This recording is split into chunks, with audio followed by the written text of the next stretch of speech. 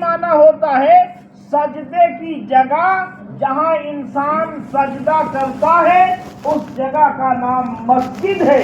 اور مسجد جو ہوتی ہے، مسجد کی زمین جب کوئی آدمی اللہ کے نام پر نکال دیتا ہے، گرچہ اس پر عمارت نہیں بنی ہوئی ہے لیکن وہ مسجد کے لیے مختص کر دی گئی، تو نہ اس مسجد کی اس زمین کو خریدی جا سکتی ہے، نہ وہ زمین بیچی جا سکتی ہے، نہ کوئی اس پر کوئی مکان بنا سکتا ہے، نہ مسجد کے علاوہ کوئی عمارت بن سکتی ہے۔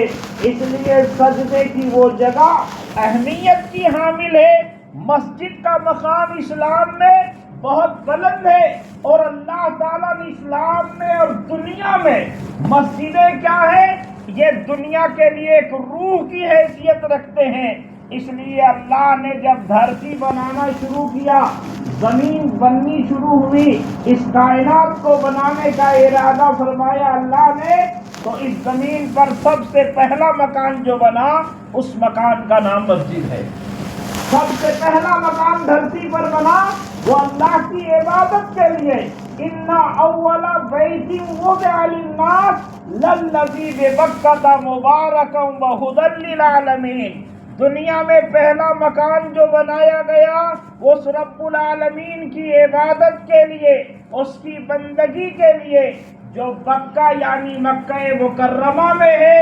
اللہ تبارک و تعالیٰ دنیا والوں کو بتاتے ہیں کہ اے لوگوں، اگر دھرتی کو سکون دینا ہے اور دھرتی کو باقی رکھنا ہے تو اس زمین پر مسجدوں کا وجود ضروری ہے۔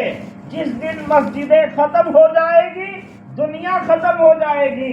اس لیے دھرتی کو قرار دینے کے لیے اللہ نے سب سے پہلا جو مکان بنایا وہ دنیا میں مسجد بنی۔ بیت اللہ میں مسجد الحرام بنایا گیا۔ اس لیے جب تک مسجدیں باقی رہیں گی انسانیت کا وجود رہے گا۔ جب مسجدیں ختم ہو جائیں گی دنیا فنا ہو جائیں گی۔ جو لوگ مسجدوں کو مٹانے پہ تلے ہوئے ہیں ان کو اس حقیقت کا علم نہیں ہے۔ ہم اہل ایمان ہیں، جیسے مسجد کا بنانا ہمارے اوپر ضروری ہے، مسجدوں کو آباد کرنا ہمارے لیے ضروری ہے، اسی طریقے سے مسجدوں کی حفاظت کرنا اور مسجدوں کو بچانا یہ اہل ایمان کے لیے ضروری ہے۔